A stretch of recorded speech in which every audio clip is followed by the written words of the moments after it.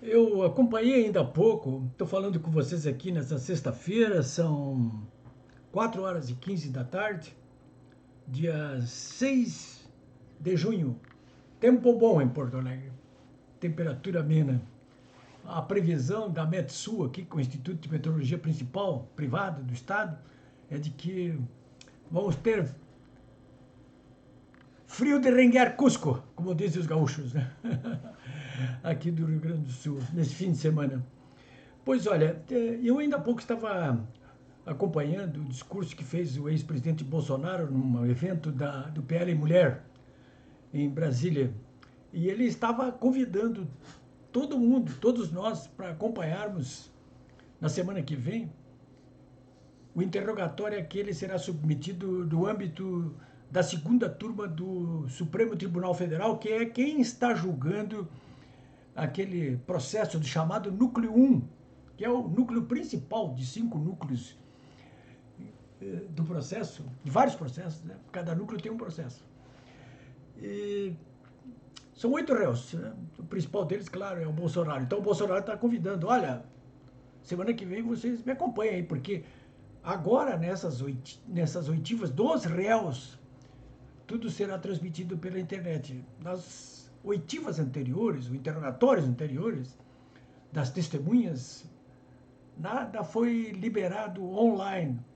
Depois sim, agora, nesse meio da semana, que o Supremo liberou imagens editadas, entre outras, né?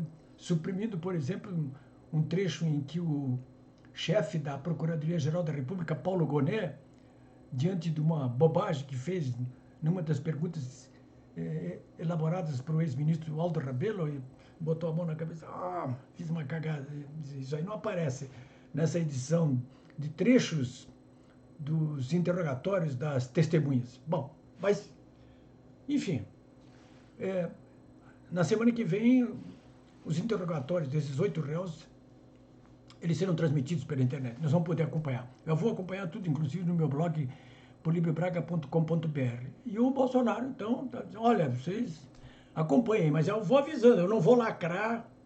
Ele não é louco de lacrar mesmo, porque se ele ficar lacrando em cima do Moraes e de outro, sai preso dali mesmo, né?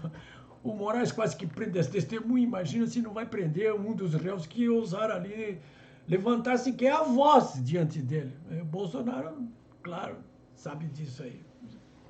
Não vai provocar a onça com vara curta, até porque essa não é a hora, né? E ele nem tem acumulado forças para fazer isso aí nesse momento.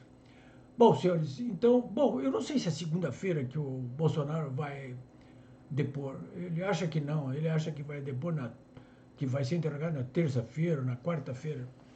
De qualquer maneira, é um espetáculo político inédito, né? Porque eu não me lembro, eu tenho 84 anos, eu não me lembro, 60 de jornalismo, eu não me lembro de ter visto ou ouvido falar no interrogatório de algum ex-presidente da República ao vivo e a cores para transmissão para todo o país. E aí é o registro, o que o Bolsonaro quer é o registro histórico aí dessas anomalias, para dizer o mínimo, que estão ocorrendo aí no âmbito da Corte Suprema, no Poder Judiciário brasileiro, nesse momento. Isso tudo ainda vai para a história, não tenho dúvida disso aí, como um momento de opróbrio, de horrores, né? Shame, como diriam os americanos, né? Vergonha. Bom, então vamos ver como é que as coisas acontecem. Muita gente tem me dito, bom, agora esse processo está indo para os finalmente, sim, porque quando os réus são interrogados, depois das testemunhas, aí ao final, vai restar muita coisa, muito pouca coisa para ser feita aí, porque essa segunda turma aí só tem Falcão, né? Então, 2 são inimigos jurados do Bolsonaro, 2 ministros, nem podiam estar julgando. Eu tenho participado de processos judiciais aí há 60 anos, réu, né? Em vários processos militares, respondi como réu, processos cíveis como réu, como autor também, nos militares não. Criminais como réu. como autor também. Isso não é comum, não. Isso não existe. Eu cansei de me postar diante de magistrados, juízes de primeiro grau, e casos de processos cíveis e criminais, e o magistrado se considerar suspeito, não quis julgar. Disse, não, sou suspeito, eu já falei com esse autor, esse réu, e sou amigo de alguém que é amigo dele, suspeito, mas esse pessoal ali do Supremo não se considera suspeito de jeito nenhum, né? E dois deles são inimigos mortais do Bolsonaro, né? O caso do próprio relator desse inquérito, o Alexandre de Moraes, e do ministro Flávio Dino também, sem falar no Zanin, né? Que é o presidente dessa segunda turma aí. Então, 3 dos 5 ministros, eles evidentemente já deveriam ter se proclamados suspeitos aí. E aí que entra, e o que faz a OAB que não fala nada? O que é isso? Não fala nada, a OAB não fala nada diante dessa violência jurídica, dessa transgressão ética, no mínimo, que está ocorrendo nesses julgamentos, passíveis de anulação a qualquer momento, e vão ser anulados esses julgamentos, com certeza, mais adiante, em algum momento, quando retomarmos a normalidade institucional. Ali só sobra a falcua Carmen Lúcia, né? E o... nem tanto Falcão, às vezes pomba Luiz Fux. Enfim, semana que vem vamos ter dias de muita tensão no ar para acompanhar o que está acontecendo nesse julgamento. Bom, eu repito aqui o que já tenho dito muitas vezes, que nós estamos diante de um julgamento aí muito parecido com os processos de Moscou, que eram conduzidos a mando do Stalin contra os seus inimigos internos e externos. Está tudo combinado. Ou estamos diante de processos parecidos com aqueles processos típicos do Alice no País das Maravilhas. Não sei se vocês já leram isso. A Rainha de Copas, né? Não.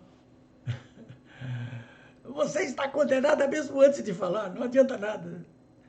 Então, muita gente me pergunta assim, o processo agora está nos finalmente, como eu acabei de dizer aqui. Sentença já... A gente já sabe, se vocês quiserem aqui, eu vou dizer qual é a sentença. A sentença está na cara, né? Isso era que nem aqueles resultados que se adivinhavam, entre aspas, né? Do jogo do bicho ou da loteria, né? Todo mundo já sabia. Todo mundo sabe o que vai acontecer. Eles vão condenar o Bolsonaro a 40 anos de cadeia, no mínimo. E os outros também. O general Braga Neto, todos os outros, os 8 réus. Tá? Então as pessoas me perguntam, então por que eles estão, se eles sabem disso, que vão ser evidentemente condenados, por que estão se submetendo a essa farsa? Por que estão contratando advogados, estão participando das audiências, estão tentando se defender? Isso já está marcando. O jogo está marcado. Olha, eu vejo aí duas respostas para esse tipo de questão. A primeira delas é de que o Bolsonaro e os outros réus todos que estão no Brasil, que ainda não se exilaram, eles estão tratando esses processos como processos políticos, que é o que eles são. E nesse caso, evidentemente, como se trata de um processo político, vale a pena a discussão, fazer o contraditório até os finalmente, ou até perto dos finalmente. Até mesmo para manter a mobilização dos seus seguidores, no caso do Bolsonaro, que são milhões em todo o Brasil. Hoje mesmo saiu uma nova pesquisa aí da Genial Quest, apontando aí que, no caso hipotético de um segundo turno entre o Lula e o Bolsonaro no ano que vem, no mínimo daria um empate aí, 41-41, né? De qualquer maneira, o Lula, se for para o segundo turno, se estiver em condições físicas até lá, ele, se o Bolsonaro não concorrer, ele disputaria aí o segundo turno e também não venceria de outros candidatos apoiados pelo Bolsonaro, como a própria Michele ou o Tarcísio. Não venceria. Mas aí já é uma outra questão, né? Então, a primeira questão, a do término desse processo judicial. O Bolsonaro tem dito, olha, se eu for condenado, eu vou para a cadeia e vou morrer na cadeia. Bom, sinceramente, eu não acredito nisso. Que ele vai ser condenado, sim. Que vai ser preso, se ficar aqui, sim.